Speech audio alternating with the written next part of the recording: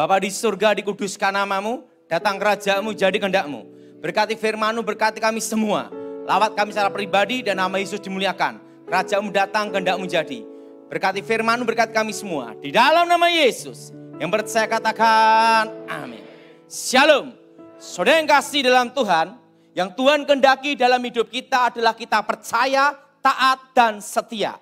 Perlu kita tahu, suatu mujizat, suatu pertolongan, suatu kemuliaan Tuhan dinyatakan harus ada bagian kita dan bagian Tuhan.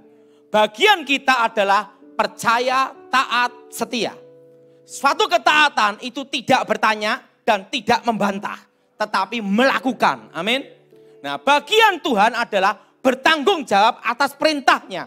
Bertanggung jawab untuk pemeliharaan, penyertaan, dan pemberkatan. Dari saudara, lakukan bagian saudara dan Tuhan akan lakukan bagiannya. Nah, ngomong sama sampingnya bagiannya. Mari kita buka Alkitab kita saat ini di dalam kitab Ibrani pasal yang ke-11.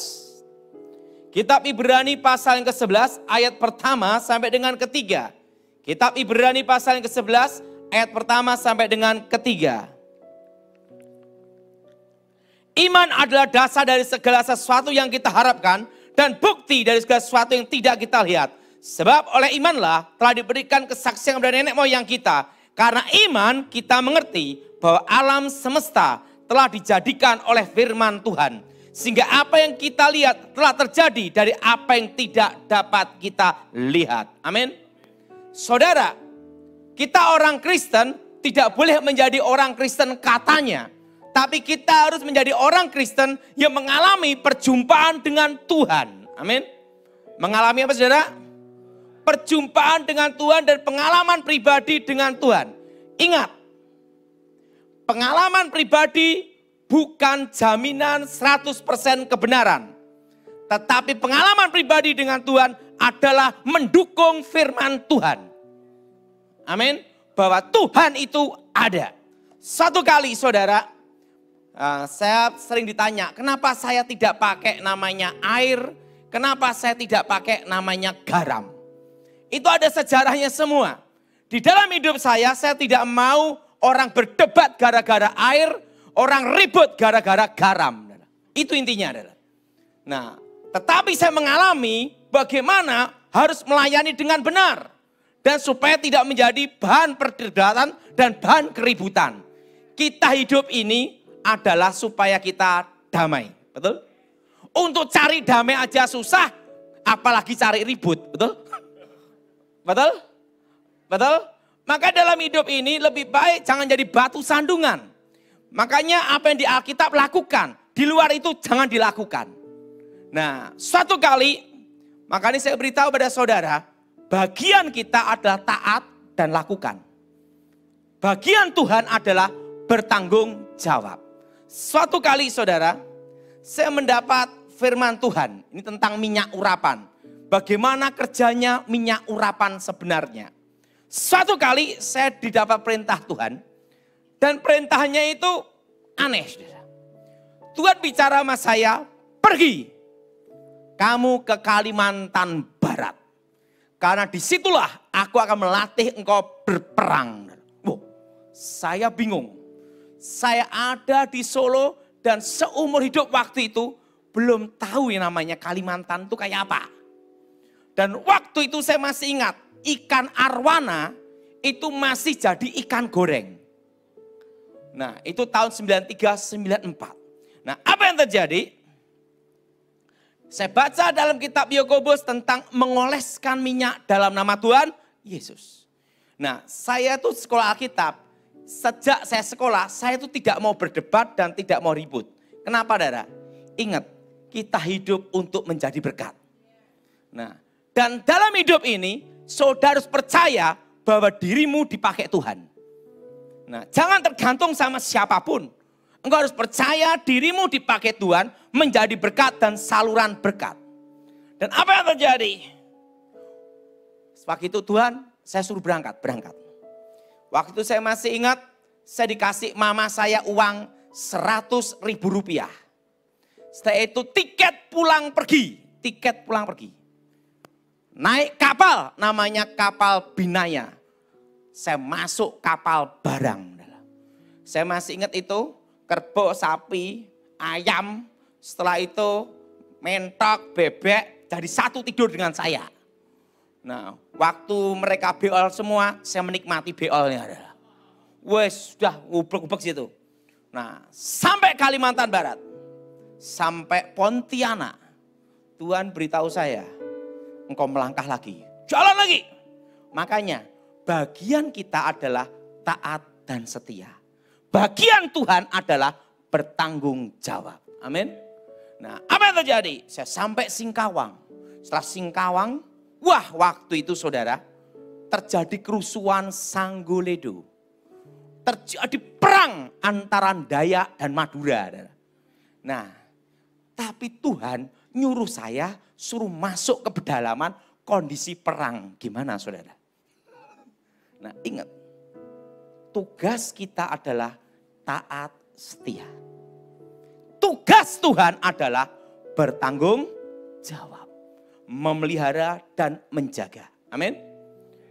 Saya dari Bengkayang langsung masuk Sanggoledo, terus masuk. Saya masih ingat saudara, itu sampai pedalaman.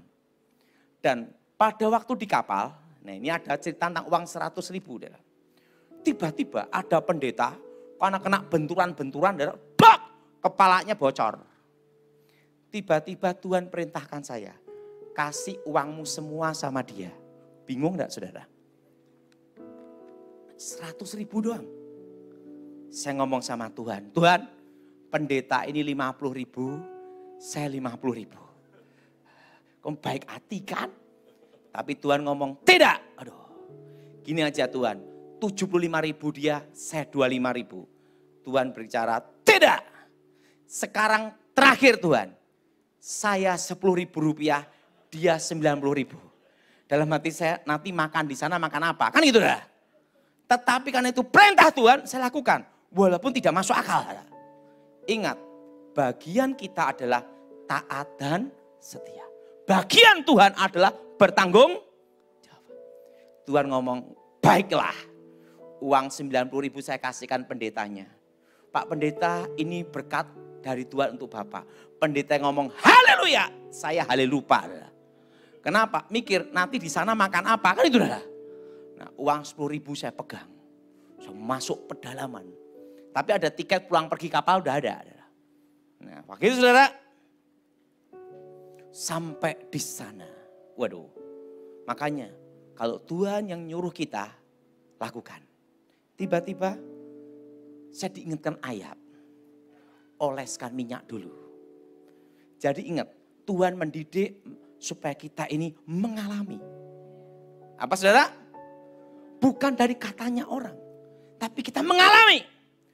Oleskan minyak setiap pintu. Nah, waktu itu saya bingung cari minyaknya di mana, kan tidak ada persiapan. Nah, ada minyak goreng. Saya minyak goreng sama penduduk setempat, saya doa. Disitulah saya baru mengerti gunanya minyak urapan di dalam kasus pengusiran roh. Saya berdoa, Tuhan Yesus berkati minyak ini. Sucikan minyak ini dengan darah Yesus. Menjadi benteng yang kudus. Menjadi benteng yang maha kudus. Untuk membebaskan dari yang jahat. Membebaskan dari kutuk. Menjadi pagar benteng api roh kudus. Demi nama Yesus. Nah, minyak itu saya oleskan di setiap pintu. Di setiap pintu saya oleskan. Setelah saya oleskan pintu, saya tidur. Wih, tiba-tiba ada mandau terbang. Tapi mandau itu tidak bisa masuk di dalam rumah. Saya lihat ada angin mandau. Saya bangun. Saya lihat di jendela. Mandaunya terbang gini, mengelilingi rumah itu. Baru saya mengerti. Berarti minyak urapan itu menjadi tanda. Itu milik wilayah Tuhan. Jadi minyak urapan itu ada gunanya. Di situ saya mengerti. Oh, berarti ini menjadi tanda milik Tuhan. Menjadi tanda wilayahnya Tuhan. Nah, langsung saya doa di jendela. Dalam nama Yesus, mandonya jatuh. Begitu mandonya jatuh, nah, Datang anak muda. Pak Daud, bagaimana ilmu daya? Saya ngomong, itu mainan saya sejak SD. Memang waktu SD mainan saya itu doang. Karena enggak ada kerjaan. Wah, disampaikan ke ketua adat, kepala suku. Malamnya guci-guci berterbangan. Tapi guci itu tidak bisa masuk ke dalam rumah tempat saya tidur itu. Karena setiap pintu ada dikasih tanda minyak. Di situ saya baru mengerti, minyak urapan itu ada gunanya, saudara. Sebagai itu tanda milik Tuhan. Amin. Guci-guci terbang gini semua. Saya doa dalam nama Yesus, jatuh semua. Jadi guci, mandau itu tidak bisa masuk ke dalam situ. Karena itu tanda milik Tuhan. Nah setelah itu apa yang terjadi? Datang anak muda itu lagi. Gimana ilmu daya? Wah itu mainan saya waktu SMP. Hari Minggu saya masih ingat. Waktu itu kan sebelumnya ada kebaktian. Saya yang khotbah, saya yang nyanyi, saya ngedarin kantong kolektor. Jemaatnya hanya satu doang. Jadi kolektornya berapa saya tahu. Karena apa? Karena saya ngedarin, saya yang khotbah gini-gini. Nah, hari Minggu kebaktian. Tiba-tiba,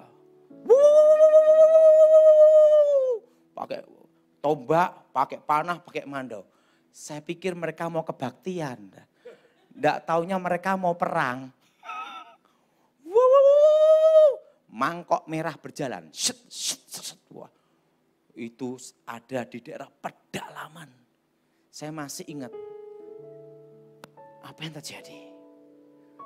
Begitu langsung datang kepala suku, kepala adat, pakai senjata lengkap, saudara.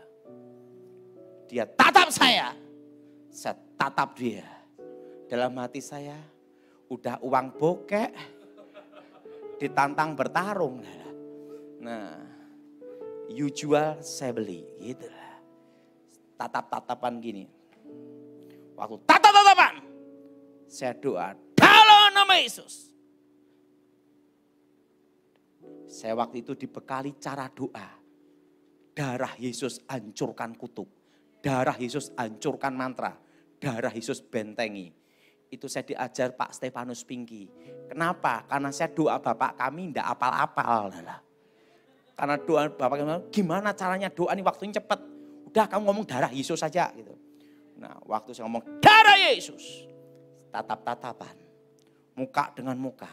Saya doa dalam nama Yesus. Kepala suku, kepala adat ambruk semua. Begitu dua-duanya ambruk. Semua yang di kampung itu semua berlutut semua. Bertobat semua. Dan apa yang terjadi? Waktu itu pendeta Matius mau dari gereja sidang jemaat Allah. Disuruh baptis setiap hari sampai gini-gini. Kenapa? Langsung datang nyerahin bertobat, baptis, masuk baptis, banyak yang dibaptis, saudara. Dan waktu itulah Injil masuk ke dalam pedalaman. Dan apa yang terjadi? Saat itu uang 10.000 itu tetap utuh. Kenapa? Di sana tidak ada toko. Tidak ada minimarket, tidak ada supermarket. Jadi saudara, saya waktu itu saya masih ingat. Buruan pertama, kancil, kasihkan saya. Saya makan dulu, sisanya baru mereka. Dari babi hutan, rusa, saya makan duluan. 1 bulan, saya makan di pedalaman itu. Dan uang 10.000 itu tetap utuh.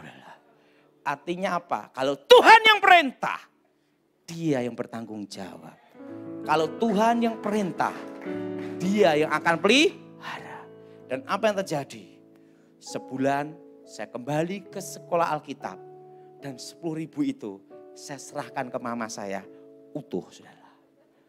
Nah di situ saya baru mengerti gunanya minyak urapan sebagai tanda milik Tuhan. Amin.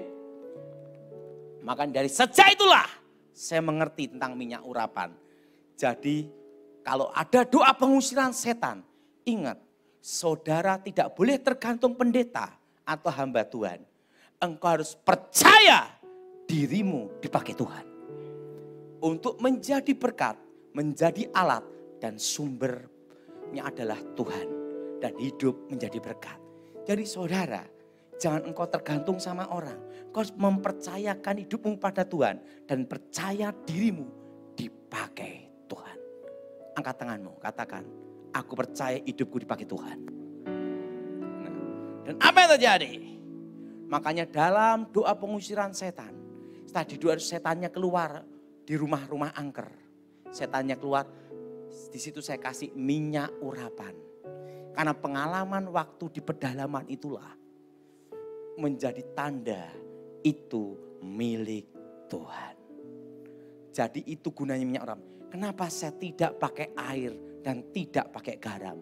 Di dalam sejarah pelayanan saya tidak pernah pakai air dan tidak pernah pakai garam. Kenapa?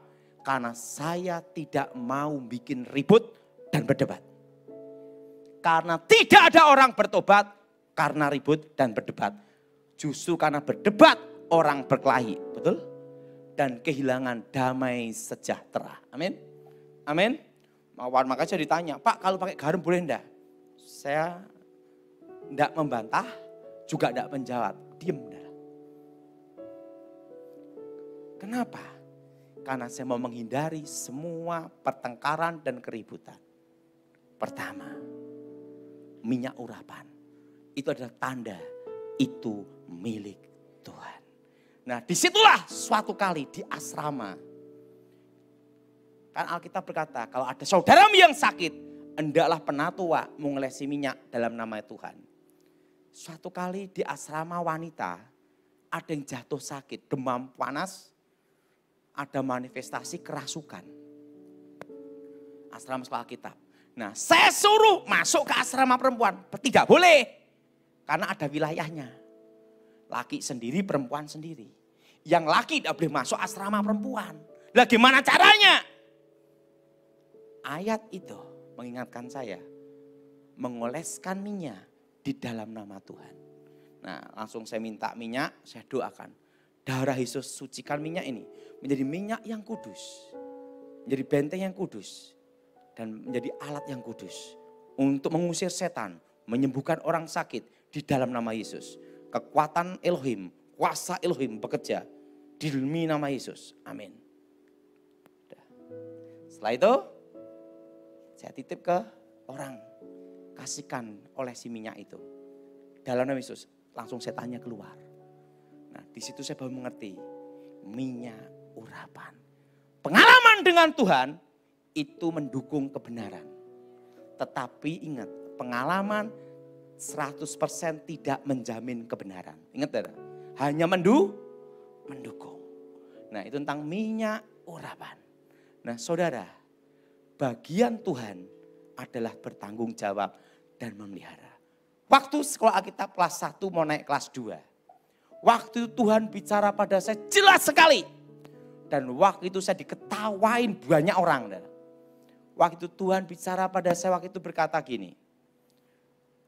Saya sekolah Alkitab, Tuhan bicara. Jutaan manusia akan mendengar khotbahmu. Bayangin, itu tahun 93-94. Jutaan manusia akan mendengar khotbahmu. Dan keempat penjuru mata angin di Indonesia, engkau akan dikenal. Ingat, bagian kita ada mempercayai, taat dan setia. Bagian Tuhan bertanggung jawab atas firman-Nya. Betul? Betul? Betul? Nah, apa yang terjadi? Waktu itu saya berkata sama Tuhan, apa mungkin? Karena saya hanya anak sekolah Alkitab. Bukan sekolah tinggi teologi. Dan saya pun harusnya ranking 5. Karena satu kabur jadi ranking 4. Saya berterima kasih sama yang kabur. Karena kalau dia tidak kabur, saya nomor 5. Karena dia kabur, saya nomor 4. Muridnya tinggal 4. Saya berterima kasih sama yang kabur itu. Nah, dan apa yang terjadi? Waktu Tuhan bicara sama saya. Jutaan manusia akan mendengar khotbahmu. Dan keempat penjuru mata angin di Indonesia, engkau akan dikenal. Dan kau akan menginjakkan kakimu di 3 benua. Wah, enggak mungkin itu. Mimpi aja takut, betul? Apa yang terjadi? Kelas 1 naik kelas 2. Saya diundang khotbah pertama kali dalam hidup saya. Dan itu tidak bisa saya lupakan seumur hidup. Makanya sejak itu saya tidak mau pakai jas sampai sekarang. Saya tidak mau pakai jas sampai sekarang. Karena apa? Pengalaman. Yang datang 2 orang. Saya pakai jas, yang datang 2 orang. 2 orang itu pun 1 orang gila, 2 orang normal. Kalau saya khotbah, dia ikut khotbah. Bayangin. Dia khotbah juga. Kan orang gila. Waduh. Langsung jas tak lepas sampai sekarang. Saya tidak berani untuk berharap. Karena saya hanya anak sekolah Alkitab. Tapi apa yang difirmankan Tuhan, ya saya percaya aja udah. Ingat, jangan kita mau mencari panggung. Jangan kita ingin mencari terkenal. Engkau akan kecewa dan menjaring angin. Ya dalam hidup ini jalani aja. Mengalir aja. Waktu itu Tuhan bicara. Waktu umur 45 tahun. Keempat penjuru mata angin di Indonesia. Engkau akan mendengar dan engkau akan dikenal. Waduh, wah itu enggak mungkin. Dan apa yang terjadi? Kelas 1, kelas 2, kelas 3. Saya lulus. Saya jalani hidup saya. Saya melayani Tuhan. Ingat, yang Tuhan kehendaki dalam hidup kita, percaya. Enggak usah macam-macam. Enggak usah cari aneh-aneh. Percaya aja udah. Dan apa yang terjadi? Saya menikah, hari-hari saya lewati. Umur 45 dan sekarang saya 46. Enggak taunya apa. Ingat, jangan memikirkan bagaimana Tuhan bekerja. Karena cara Tuhan itu misterius. Tetapi yang kau percayai, apa yang difirmankan pasti terjadi. Jadi tidak usah mendikte Tuhan. Harus gini. Dia lebih tahu dari kita. Waktu umur 45, 46 sekarang. Tidak taunya apa. Saya itu tidak punya akun. Akun YouTube saya tidak ada. Kenapa saya tidak mau pakai akun YouTube dan Instagram? Saya jelasin pada saudara. Kalau orang punya akun YouTube diserang sewaktu-waktu bisa. Betul? Kalau saya tidak punya akun YouTube, mau nyerang apa? Kan setiap kali saya khotbah di-upload gereja GSJS, ada Victory, gereja-gereja dan jemaat bisa upload. Yang penting dalam hidup kita, Injil itu diberitakan. Entah bagaimana caranya itu bukan urusan kita. Urusan kita adalah melakukan kehendak Tuhan. Apa yang terjadi? Wah, saya kaget. Yang mendengar saya khotbah 4 juta lebih. 4 juta lebih itu satu gereja GSJS. Belum gereja Victory, belum gereja-gereja yang lain. Belum gerejanya Pak Gilbert. Bayangin. Dan waktu umur 46 itu saya di rumah. Tuhan bicara, bukankah aku berfirman, jutaan manusia mendengar khotbahmu. Saudara, jadi manusia hanya melihat hari ini, Tuhan melihat ke depan. Maka Alkitab berkata, dia merancangkan segala sesuatu indah pada waktunya. Waktu engkau ada masalah, waktu engkau ada tantangan, jangan melihat masalahmu itu, tapi lihatlah bahwa indah pada waktunya. Karena Tuhan berfirman, Dia yang bertanggung jawab. Suatu kali saudara, 20 tahun yang lalu, waktu saya khotbah hal ini, itu ditertawain banyak orang. Orang mengatakan saya halusinasi, tukang kibul, tukang bohong, terserah. Tapi pesan itu saya sampaikan. Waktu itu Tuhan bicara sama saya. Dan pernah saya khotbahkan di Victory. Nanti saya memberitahu bagaimana cara menghadapi krisis. Tuhan bicara pada saya jelas sekali. Bahwa Indonesia akan dipulihkan Tuhan. 25 tahun. Siapa yang masih ingat khotbah saya itu angkat tangan coba. Banyak lupa udah. Bahwa Indonesia akan dipulihkan Tuhan 25 tahun. Tapi sebelum pemulihan Indonesia akan terjadi krisis ekonomi. Anginnya akan datang 2018, 2019.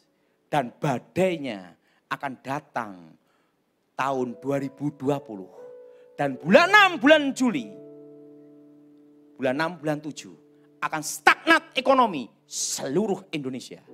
Waktu saya ngomong itu diketawain banyak orang. Kenapa? Tidak ada dasar hukum ekonomi bisa membuat stagnat ekonomi berhenti seluruh Indonesia. Waktu saya khotbahkan itu, orang ngetawain. Bahkan mengatakan halusinasi, tukang kibul macam-macam. Tapi pesan itu saya sampaikan terus. Buat anginnya akan datang 2018. Anginnya 19 dan badainya akan berhenti. 2020 akan berhenti. Dan tahun depan krisis akan dimulai. Waktu saya ngomong itu diketawain semua. Waktu saya bertemu dengan seorang ahli ekonomi makro mikro. 2014, pendiri Bursa Efek. Dia tanya sama saya, Pak Daud saya mau tanya. Pak Daud menyampaikan pesan harus berdasarkan dasar hukum ekonomi. Dan ada lulusan UI senior dari Menteri Keuangan Sri Mulyani. Senior nih Dada. Tanya sama saya, Anda berkata demikian dasarnya apa? Dasar makro, mikro ekonominya itu apa? Bisa membuat stagnat ekonomi berhenti. Nah waktu itu dia lihat gini, langsung dia kalkulasi. Ini pendiri Bursa Efek Indonesia. Tes! Kalau lihat dari omongan Pak Daud tak kalkulasi secara ekonomi. 2019-2020 kemungkinan besar utang Indonesia akan 4.000 triliun lebih. Karena ekspor sekian, impor sekian. Kita ini mayoritas impor, ekspor sekian hanya sekian. Terjadi ini. Berarti stagnat ekonominya apa? Nah, waktu itu semua pada tanya semua. Nah, apa yang terjadi? Tuhan ngasih enggak solusinya kalau terjadi stagnat ekonomi. Saya beritahu, saya dikasih. Nah, nanti akan saya beritahu cara solusinya. Waktu stagnat ekonomi. Langsung. Dan apa yang terjadi? Walaupun orang ngetawain apapun, saya berdoa untuk menunggu hari kesusahan itu. Bayangin menunggu hari apa Dara? Kesusahan. Bahkan terjadi. Saya siapin perkebunan dulu. 5 tahun sebelum krisis. Saya beli kebun dulu. Karena terjadi stagnat ekonomi. Saya siapin kebun dulu. Walaupun orang mengatakan, Daud kamu gila. Kamu beli tanah di desa pelosok kayak gitu. Untuk nanam pohon, nanam sayur. Untuk apa? Orang ngatain saya gila, terserah. Saya beli. Sesuai petunjuk Tuhan itu yang berikan saya. Saya sampaikan di gereja-gereja. Dan apa yang terjadi? 2019 diketawain lagi. Mana badai ekonominya? Mana stagnat ekonomi? Saya ngomong, kita nunggu 2020. Bulan 6, bulan 7. Dan apa yang terjadi? Yang bikin stagnat ekonomi, corona. Betul? Betul? Betul? Betul? Bulan 6, bulan 7, semua berhenti. Betul? Set. Ingat, manusia merencanakan apapun, tetap Tuhan menentukan. Menentukan akhir dari kemenangan. Dan apa yang terjadi? Waktu stagnat ekonomi. Ahli ekonomi ini berkata sama saya. Tahu Mbak Pak Daud? Para profesor berkumpul di satu tempat dan saya ada di rapat itu. Dan apa yang terjadi? Mereka berkata, yang terjadi saat ini tidak ada dasar ekonomi. Bisa membuat resesi ekonomi, stagnat berhenti total. Dan itu tidak ada dalam mata kuliah. Bayangin. Tidak ada dasar. Semua teori ekonomi yang kita pelajari gugur katanya. Gugur semua adalah. Semua teori tentang resesi, semua teori ekonomi gugur semua. Betul saudara? Dan apa yang terjadi? Para profesor-profesor berkumpul rapat Pak Daud. Waktu itu mereka rapat. Mereka membicarakan tentang ekonomi makro mikro Indonesia, arah ke depannya gimana. Dan waktu itu saya ada di situ Pak Daud. Mereka sepakat Indonesia akan dipulihkan Tuhan 2023. Langsung saya kaget. Jangan-jangan mereka mendengar YouTube Daud Tony. Kaget. Persis semua. Bahwa 2023 adalah setitik terang. Apa saudara? Ingat, ikutin saya semua. 2023. Setitik apa? Setitik terang. Nah, bagaimana menghadapi stagnat ekonomi? Karena nanti ini akan berhenti. Dan sekarang udah stagnat. Betul? Udah apa saudara? Berhenti. Betul? Betul? Berhenti. Bulan 6, bulan 7 berhenti. Dan ini nanti akan bergerak pelan-pelan. Menuju 2023. Resesi sebenarnya menunggu tahun depan. Sekarang ini baru badai. Akibat badainya tahun depan. Nah, waktu itu ingat saudara, waktu itu saya dibawa Tuhan ke surga. Saya ketemu Yesus sendiri. Waktu saya bertemu Tuhan Yesus, di situ saya baru mengerti. Dari awal sampai akhir dunia ini sudah ada di sana.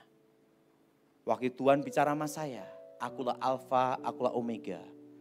Akulah Yahweh. Makanya saya tidak pernah mendebatkan nama Allah, tidak pernah mendebatkan nama Elohim, tidak pernah mendebatkan nama Yahweh. Semua tak pakai. Kenapa? Karena itu bukan jaminan untuk masuk surga, betul? Yang jaminan adalah kita percaya Yesus sebagai Tuhan dan Juru Selamat. Engkau nyebut Bapa, Yahweh, Elohim, Allah, dia tahu. Amin. Amin. Makanya saya sebut semuanya aja. Adil kan gitu. Betul? Betul? Siapa yang setuju angkat tangan? Ingat, ngapain ribut? Kalau bisa dipermudah, kenapa dipersulit? Betul? Udah, jalanin aja. Apa yang terjadi? Saya ketemu Yesus sendiri. Dan waktu Yesus berkata apa pada saya? Akulah Alfa, akulah Omega, akulah aku, Yahweh. Yesus berkata, akulah Yahweh. Oh, baru saya ngerti. Yesus Yahweh. Oh ya udah. Makanya setelah saya kembali ke bumi, ya tak pakai semuanya adalah. Dan apa yang terjadi? Sewaktu saya ditanya, apa yang ingin kau tanyakan sebelum kembali ke rumah orang tuamu? Itu kejadian waktu saya kecelakaan itu. Saya pernah cerita itu. Aku ingin tahu, kapan engkau datang? Waktu saya tanya, kapan engkau datang? Dia bicara, engkau tidak perlu tahu masa dan waktunya. Yang perlu engkau tahu, aku menyertai umatku sampai kesudahan zaman. Jadi ingat, bagian Tuhan menyertai. Bertanggung jawab. Di situ saya baru mengerti. Bagian kita lakukan dan setia. Amin. Dan apa yang terjadi? Kalau itu saya ingin tahu yang kedua, jodohku. Bayangkan. Yes. Ada wanita rambut lurus panjang. Siapa itu Tuhan? Itu istrimu di masa depan. Tapi bagaimana cari rambut lurus kan jutaan, gimana nyarinya, betul enggak? Nanti engkau akan ketemu di satu tempat. Saya ketemu istri saya ada di Jogja. Ada seorang anak perempuan. Dia ngeliatin saya gini. Siapa anak perempuan itu Tuhan? Itu anakmu di masa depan. Bayangkan, belum kenal istri, belum menikah, belum pacaran. Udah ngeliat anak adalah. Di situ saya baru mengerti kemahatauan Tuhan. Saya lihat anak saya perempuan mandang saya gini, ngeliatin saya terus. Siapa anak perempuan ini Tuhan? Itu anakmu di masa depan. Engkau menikah dan anakmu yang pertama adalah perempuan. Bayangin. Sebelum anak itu lahir, udah lihat wajahnya. Belum pacaran, istri aja belum kenal. Belum tahu siapa istri saya. Belum pacaran, udah lihat anak. Anak itu gini, ketawa gini. Dan anak itu namanya Felicia. Sekarang lebih tinggi dari saya adalah. Sama persis apa yang saya lihat di surga. Setelah itu Tuhan bicara. Di rumah Bapakku banyak tempat tinggal. Ditunjukkan semuanya. Nah disitulah dia memberitahu saya. Ada di krisis ekonomi. Ingat 25 tahun dimulai krisis 98. Dipulihkan 2023. Bagaimana cara menghadapinya. Sekarang inilah rahasia yang harus diberitahu pada saudara. Tahun ini adalah deflasi. Daya beli masyarakat anjlok turun. Betul? Betul? Betul? Betul? Betul? Daya beli masyarakat apa saudara? Apa saudara? Daya beli masyarakat turun, anjlok semua. Bukan turun lagi, anjlok saudara. Daya beli masyarakat turun, anjlok semua. Untuk menggerakkan ekonomi, menggerakkan daya beli, harus diperlukan namanya inflasi. Misalnya, bulan depan mobil misalnya, mobil ini akan naik 100 juta. Langsung orang berpikir ingin cepat-cepat beli mobil karena mau naik 100 juta. Betul? Betul? Betul? Untuk menaikkan daya beli masyarakat, diperlukan inflasi. Itu tahun depan. Maka tahun ini dicetak uang dulu. Hampir 600 triliun. Kan gitu. Kan ada di berita koran. Di YouTube. Kan ada itu. Untuk dicetak. Maka keluarlah uang baru. 75.000 rupiah. Betul? Betul? Betul? Ingat hukum ekonomi. Standar untuk mencetak uang adalah cadangan emas. Nah, cadangan emas kita berapa? Sama uangnya beda jauh. Tanda suatu negara inflasi yaitu apa? Harga emas itu naik. Emas berapa? 1 juta lebih. Biasa nikah pakai cincin emas. Nanti berapa tahun lagi pakai cincin aluminium. Emasnya mahal. Betul? Betul? Betul? Standar mencetak uang adalah emas, cadangan. Betul? Betul? Untuk tahu inflasi atau tidak, tergantung harga emas itu berapa. 20 tahun yang lalu, saya khotbah supaya semua orang beli emas. Dan itu tertawain. Nah, deflasi dan tahun depan adalah inflasi. Bagaimana menghadapi krisis ini? Pertama, ikutin saya semua. Jangan utang bank. Ngomong sama semuanya, jangan utang bank. Ingat, karena kasus corona ini, maka ada di perbankan, apa namanya? Bahasanya susah. Restrukturisasi, wah susah. Restrukturisasi ya. Betul? Hanya bayar bunga. Induknya tahun depan. Betul? Betul? Artinya bank kondisi saat ini bertahan. Betul? Kalau setelah corona ini selesai, perbankan gimana? Nanti yang susah adalah orang yang punya utang bank banyak. Tahun depan tapi. Orang pada waktu dipukul sekarang jebret. rasanya sakit sebentar toh. Besoknya bengkaknya. Berminggu-minggu, betul? Tahun ini, jebret, belum terasa. Terasanya tahun depan. Langkah pertama, ini semua, langkah pertama, jangan utang bank. Pak, terlanjur utang gimana? Segera kurangi utang. Karena tahun depan inflasi akan berjalan. Nah, kedua, tahun ini jangan investasi non-real. Contohnya apa? Contohnya investasi seperti Jiwasraya, investasi Indosurya. Sekarang kasus semua kan? Betul? Betul? Sekarang gini, kalau kita investasi artinya supaya uang ini jalan. Betul? Betul? Saya mau tanya, kalau stagnat ekonomi, uangnya bisa jalan enggak? Maka hindari investasi non-real. Investasi apa enggak? Investasi apa? Investasi apa? Non-real. Jadi investasinya apa? Yang real. Tuhan bicara pada saya jelas sekali 20 tahun yang lalu. Untuk 2023. Saudara semua beli tanah. Saya sudah khotbah berkali-kali di sini ya.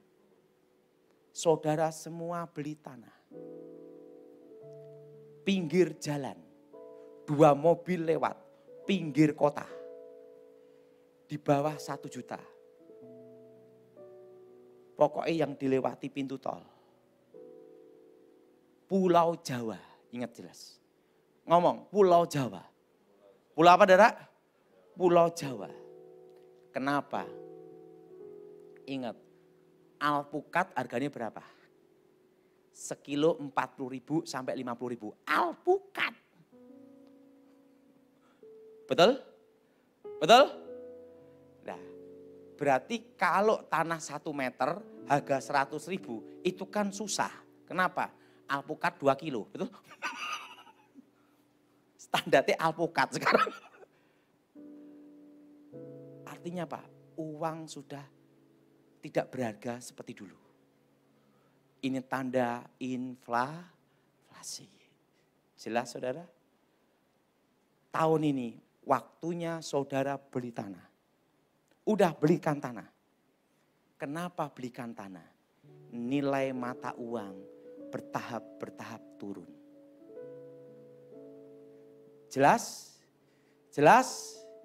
Kalau tanah dirampok ya susah. Harus ada notaris sertifikat, betul? Betul? Kalau saudara ada berkat uang seberapapun, belikan tanah. Jelas? Jelas? Jelas? Siapa yang setuju angkat tangan? Ingat, kalau kita beli tanah per meter 20 juta, tahun depan mau naik 40 juta, itu susah. Makanya saudara, kalau di Surabaya pokoknya di bawah 1 juta atau di bawah 2 juta lah. Pinggir jalan, sudah beli. Udah, percaya. Lakukan itu. Itu saya sudah mulai 20 tahun yang lalu. Saya beli tanah-tanah pinggir desa, pinggir-pinggir kota, desa-desa, saya beli itu. Sampai ada 30 sertifikat. Karena saya sudah diberitahu masa akan datang, makanya segera saya lakukan. Tapi saya sampaikan terus ke jemaat, ini adalah. Walaupun diketawain adalah. Terus. Dan ingat, harga tanah naik terus. Karena tanah tidak akan bertambah.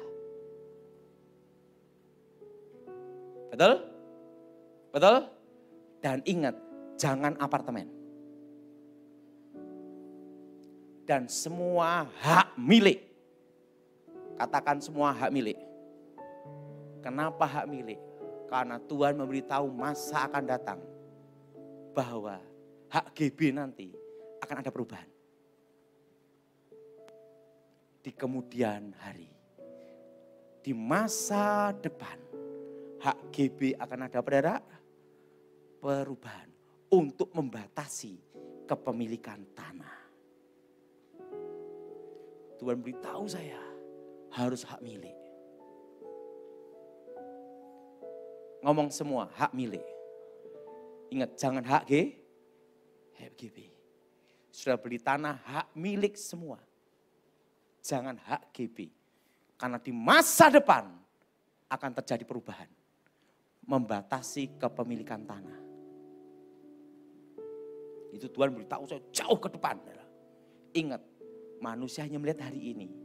Tuhan melihat akhir dunia ini. Dan yang menentukan kemenangan adalah Tuhan. Yang kedua, apa saudara? Harus apa? Hak apa? Hak milik. Ketiga, kelolalah tanah. Karena nanti akan terjadi harga bahan makanan akan naik. Basic dasar manusia diciptakan Tuhan itu berkebun. Mengelola Taman Eden. Betul? Betul? Siapa yang setuju angkat tangan? Ingat. Dan kita setiap hari yang hidup pasti makan. Betul? Betul? Betul? Yang ketiga, kelolalah tanah. Apa saudara? Tanamin pohon-pohon yang keras. Nangka, apokat, duren, semua yang jangka panjang. Kalau sayur jangka pendek, tanam cabut, betul? Tanam berapa bulan, sayur cabut, jual, selesai, betul? Tapi saudara harus tanam pohon-pohon keras, jangka panjang. Mete, boleh. Alpukat, boleh. Pokoknya semua buah-buahan yang tanaman jangka panjang. Karena nanti 2023 itulah yang akan diperlukan. Jelas? Nah, mangga juga boleh. Tapi kok saran saya alpukat. Karena saya hobi alpukat. Sama apalagi jambu kluthuk. Jambu beli berapa? Dulu sebelum corona 5.000 sekilo, betul? Sekarang berapa? Berapa? 15. Artinya nilai uang merosot. Betul? Betul? Maka ingat, nanam jambu semua. Tidak kenal musim, betul? Karena itu khasiatnya bagus, daya tahan tubuh. Sayur, buah-buahan, kelola tanah, tanam itu. Yang tidak punya tanah, masih ngontrak. Ingat, di kontrakan nanam di pot-pot sayur-sayuran, buah sayur-sayuran. Karena ingat, ini akan naik terus. Kelola tanah sebaik-baiknya. Itu pesan Tuhan untuk umatnya. Karena nanti akan naik terus. Nilai uang akan merosot. Coba minimal saat corona kayak gini, stagnat ekonomi. Kita tidak bisa keluar bebas. Depan tembok, belakang tembok, kanan kiri tembok semua. Betul? Kalau saya terus terang ada kegiatan. Ke kebun, ngurusin sapi, karena saya ada sapi 20 ekor lebih. Susu sapi. Nah, susunya untuk keluarga sendiri. Dijamin kan asli, orisinil, enggak ada campuran santan kan gitu. Sapi, saya ada sapi 20 ekor lebih. Nah, dari kotoran sapi, kasihkan ke tanaman. Difermentasi 2 bulan, 3 bulan rendam air. Nah, setelah itu sayur-sayuran, buah-buahan. Saya tanah enggak banyak sih, kira-kira untuk kebun itu ada 1 hektar. Jadi tanamin durian, apukat, nangka. Karena saya mendapat pesan Tuhan, harus lakukan, betul enggak? Dan akhirnya ada untungnya juga. Setelah corona ini, jadi kalau saya mau enggak beli sayur, langsung naik mobil ke kebun, ngambil sendiri, lebih sehat. Kan tahu, tidak pakai pestisida, kan itu. Nah, ingat, semua kelola tanah berkebun. Harga makanan akan apa, Dada? Akan apa? Sekarang udah naik belum? Sudah. Berkebun. Keempat, Tapi sekarang sudah terlambat. Harga sudah terlalu naik. Emas dan perak. Emas terutama sekarang. Tapi sudah terlanjur naik. Hanya satu, kelolalah tanah. Itu jalan keluar untuk bertahan menghadapi krisis sampai 2023. Amin. Amin. Dan ingat, jangan nyimpen rupiah sebanyak-banyaknya. Jangan.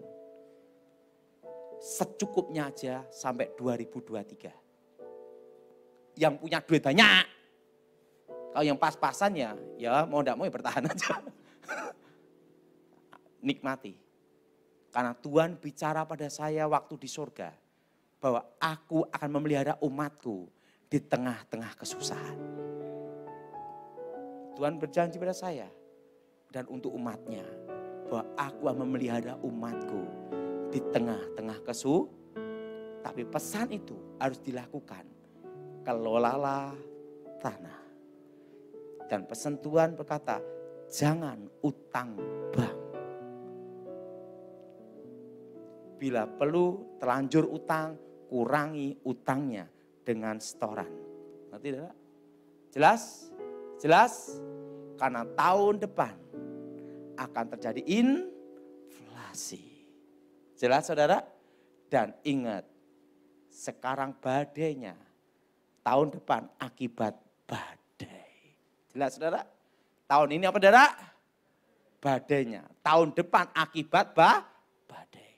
Dan akibat badai itu sampai 2023. Tepatnya bulan Januari. Baru setitik terang akan menyinari Indonesia. Artinya setitik harapan. Orang benar hidup karena percaya. Jadi saudara ingat. Pesan Tuhan saya sampaikan pada saudara. Bahwa resesi akan terjadi. Singapura sudah resesi. Amerika. Berbagai negara. Betul? Betul? Dan Indonesia. Akibat badai ekonomi. Akibatnya adalah tahun depan. Karena akibatnya tahun depan, tahun ini siapkan. Untuk apa? Untuk bertahan. Jadi saudara yang punya utang-utang bank, segera beresin. Karena nanti akan banyak tahun depan kredit macet, betul? Betul? Betul? Dan ingat, Tuhan berjanji memelihara saudara dan saya. Di tengah-tengah apa saudara? Kesusahan. Amin. Bagian Tuhan bertanggung jawab. Bagian kita percaya. Mari kita bangkit berdiri saat ini. Saudara, satu pesan Tuhan untuk saudara. Lakukan. Setia dan percaya. Amin. Ingat saudara, badai itu datang tahun ini. Akibat badai akan terasa tahun depan. Dan tahun depan seperti Habakuk. Waktu dia mendapat pesan Tuhan terjadi kehancuran. Perang kerusakan. Dia berkata, di tempat penantianku, aku menantikan hari kesusahan itu. Dia sudah ingat, kalau kita siap menyambut matahari terbit, kita harus siap pula untuk matahari terbenam. Artinya apa? Waktu matahari terbenam, kita perlu lampu, kita perlu benda penerang. Betul? Artinya apa? Saat ini, kalau kita siap melihat matahari terbit, kita harus siap melihat matahari terbenam. Dan matahari akan terbit. Dan pasti akan terbit. Setitik terang akan datang. Atas Indonesia 2023. Mari kita berdoa. Bapa di surga, dikuduskan namamu. Datang kerajaan menjadi kehendak-Mu. Berkati firman-Mu, berkati kami semua. Lawat kami secara pribadi Tuhan. Lawatan Tuhan terjadi. Lawatan Elohim bekerja. Kekuatan Elohim bekerja. Kuasa Allah ada di tempat ini. Nama Tuhan dimuliakan. Berkati firman-Mu, berkati kami semua. Dan aku percaya Tuhan, Engkau memelihara kami di tengah-tengah kesusahan. Tuhan, pesan-Mu sudah kusampaikan kepada umat-Mu. Dan sudah Tuhan pasti akan lakukan untuk umat-Mu memelihara dan menjaga. Karena itu tanggung jawab-Mu Tuhan. Dan nama-Mu dimuliakan di hidup kami. Di dalam nama Yesus. Yang percaya katakan amin.